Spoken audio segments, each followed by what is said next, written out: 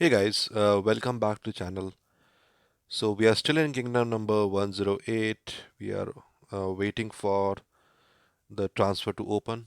It should open in next 18 hours. That's what the interface shows me. Yeah.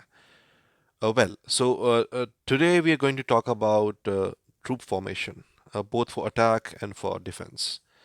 What kind of troops you should send when you're attacking it, what kind of troops you should have in your castle to get better defense and have a better chance to lose less troops. But before we start discussing about that, I wanted to start. Uh, I wanted to show some of the photos and screenshots that some of the viewers have sent, and we will keep doing that. If you guys send out some screenshots about your kills, your battle reports, and your alliance, I love to share that in the start of the videos, and then keep on with the videos content and all. So let's see what one of the viewer has sent. So this screenshot comes from a viewer. He's right now in kingdom number one. Uh, Let me check. I think it's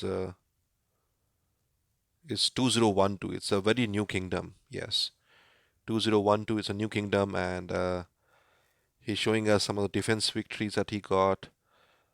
Um, yeah, his alliance, the Hive, uh, right, and that's his castle, I believe. Uh, it's 1.1 million uh, power, right? And he's a P5 or P6, it seems like. Okay, that's good. And he's showing the alliance power ranking of 2012. It's a new kingdom. It's a brand new kingdom, right? Opened recently, I believe, few months back or a month ago, something or like. So nice. They have made a lot of power very soon, and some of the other hype pictures and all. Interesting. It's good to share. If other guys also share us some of the screenshots, we will include that in the videos and all. All right. Thanks, Baron Crimson, for sending out these screenshots. All right. Okay. Let's start with the video then.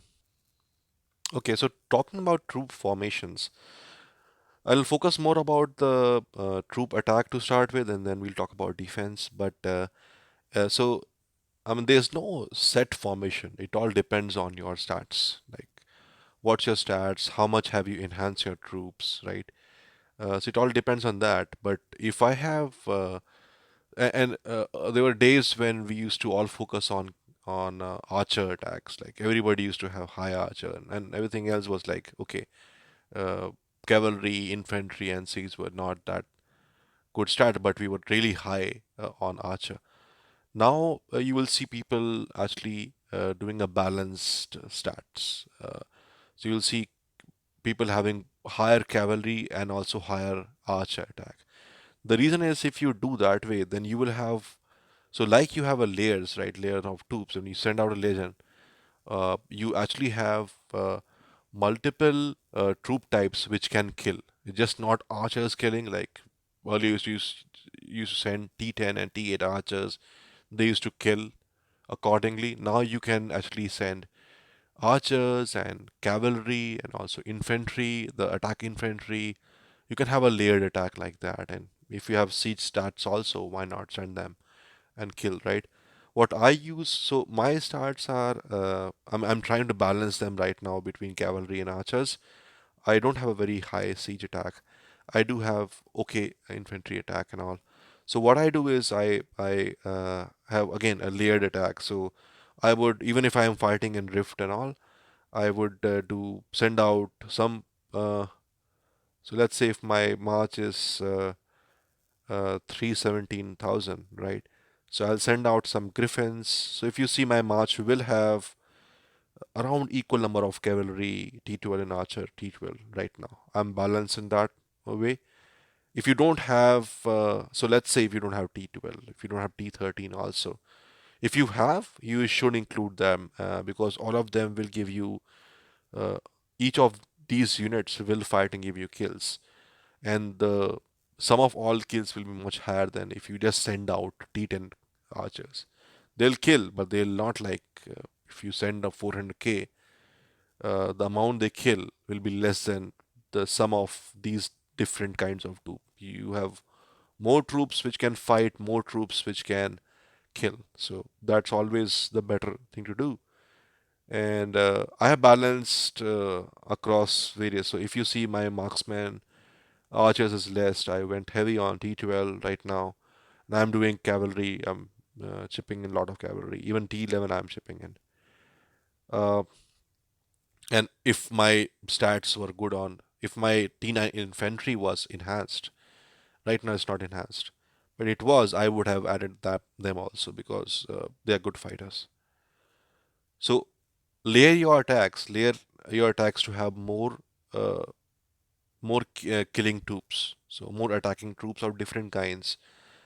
Just having one kind and just having, let's say, if you're doing a rally is different thing, but if you are, I mean, even in rally, if you have formation where you have multiple attack troops, it will help. But if you are just heavy on archers and if you just send out some infantry and archer, it will give you some kills. But I think having layered attack troop types will really give you a better chance of giving more kill and getting rally a success and also single hit a successful thing. Now, if you don't have T12s and T13s, I know they're very costly to get. If you don't have that, I would still try to balance my attack to archer and cavalry and try to send some even T10 cavalries. If you really have good stats, they will kill. They will give you a lot of kills. I've seen big guys using that also when the T12 and T11 were not there. So they will send that out and then they will also layer the infantry. So they will send some T9, some T10. So you got both defensive infantry and attack infantry in terms of T10 and T9, and then you have the T10 cavalries, and then you mix up some T8 archers and some T10 archers. So you have a balanced attack. Now you got to get your stats balanced also. Just don't go heavy on archers. That game is gone. You got to have multiple troop types, so your stats should be accordingly set. Okay, so that's about your attack formations. These days, I think it's good to use the red dragon when you're hitting. I think red dragon. Try out your blue dragon and red dragon both. See which one is killing more. I think I have seen a red dragon kill percentage and the amount of troops it's killing is eating up is really high. So the try that out. Okay. Now, if it comes to defense, uh, I'll like you guys to try one thing. What I did, and let me show you one of the battle reports. Recently, the Castle Bat, we fought some rallies, right? And if you see this, we showed this last time. What I want to show you here is the troops. So yeah, we lost. I mean, this is a beast rally that was made on us, and if you see the defense, the reinforcements were weak also. They lost a lot. But hey, thanks for reinforcement. Of course, I'm not denying it. But then uh, we got beaten with that also.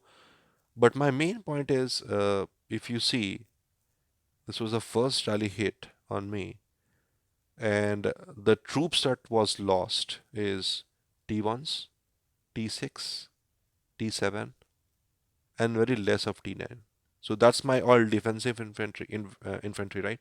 See the amount of troop loss by T10, which really counts a lot, is really less, 10% or something across my. So if I were you, I would basically have a lot of T1s, have a million of T1s. I mean, it's so cheap to train them, right? There are so many dragon words, and you can really train them real quick.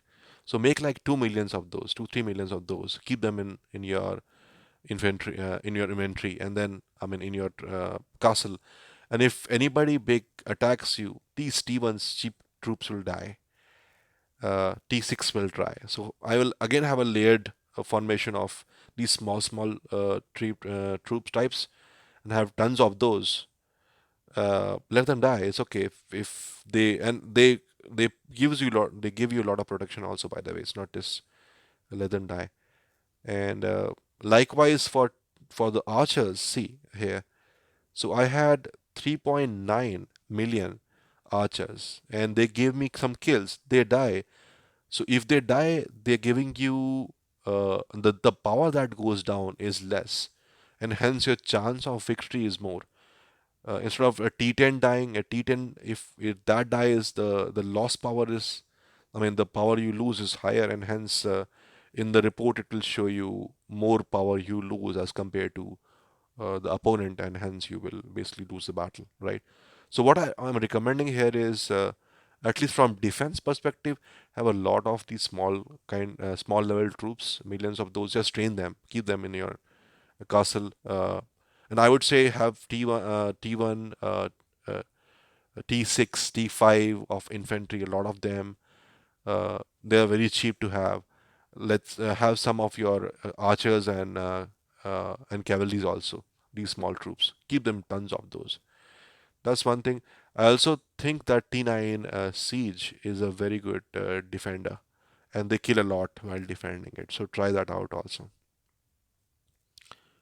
Okay, and of course, I mean, you got to have some attackers, right? So it's not about just defending. You got to have your attackers who have tons. The more you have T10 infantry, the more you have T10 archers and all. T10 infantry you give you protection. Uh, they will die less because of these smaller troops, but they still are needed. And T10 archers will give you the kills. So T10 archer, T8 archers, all that stuff.